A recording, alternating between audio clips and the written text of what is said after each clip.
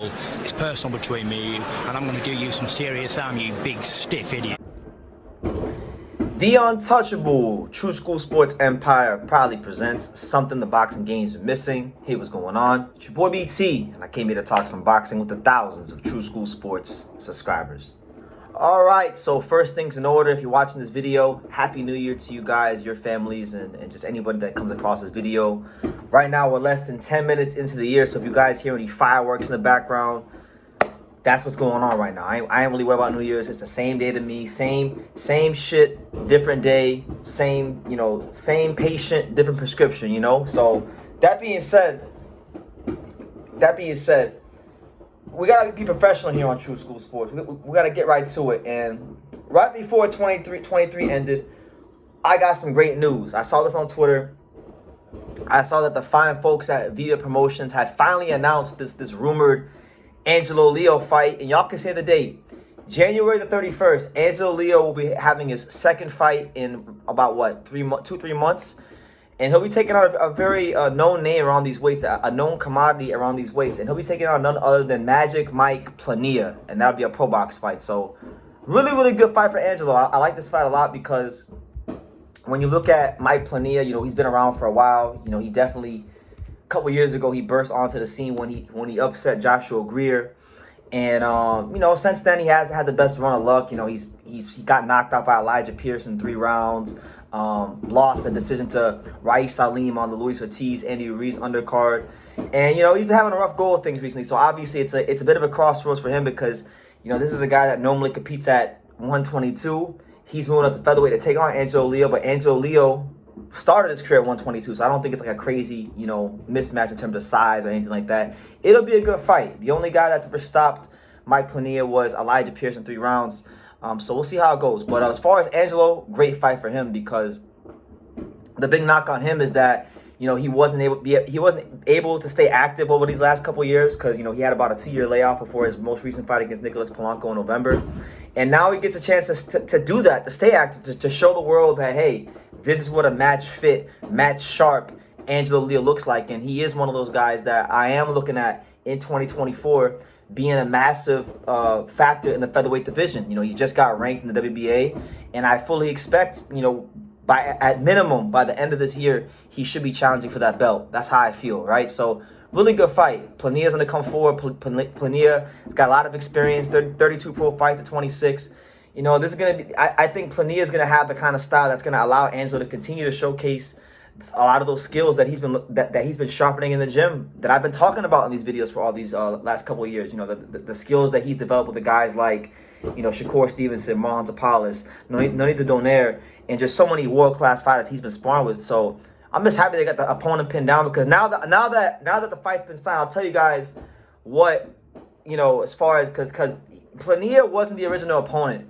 I had spoken to the people at ProBox, and originally the opponent was supposed to be Enrique Vivas for Angelo Leo.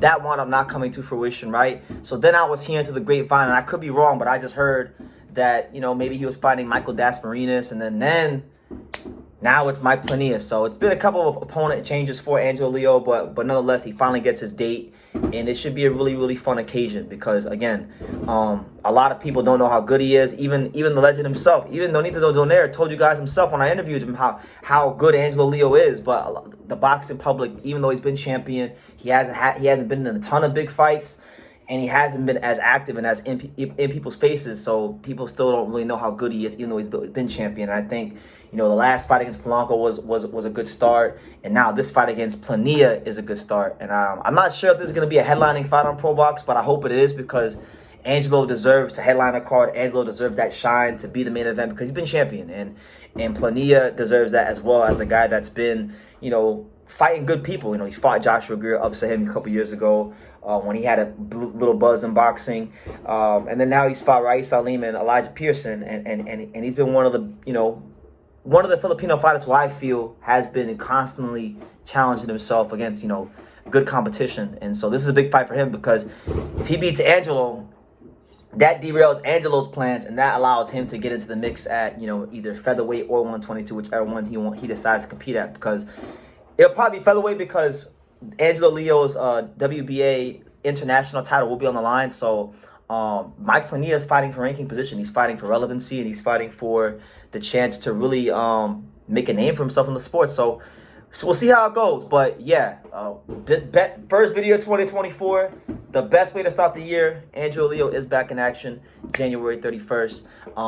You know, I'm hoping he has a great performance against a tough opponent in Plania, and then hopefully, you know, he can start calling out the winner of Otabek Kholmatov-Raymond Ford, because, you know, I know Kholmatov's a great fighter, but I know that Kholmatov's a guy that Angelo feels confident he could beat, and I know I know any featherweight Angelo's confident he could beat, but he can't even get to that point if he doesn't take care of business right here against Magic Mike Plania. So we'll see how it goes for Angelo, and yeah, right back in the title contention we go. He's 13th in WBA.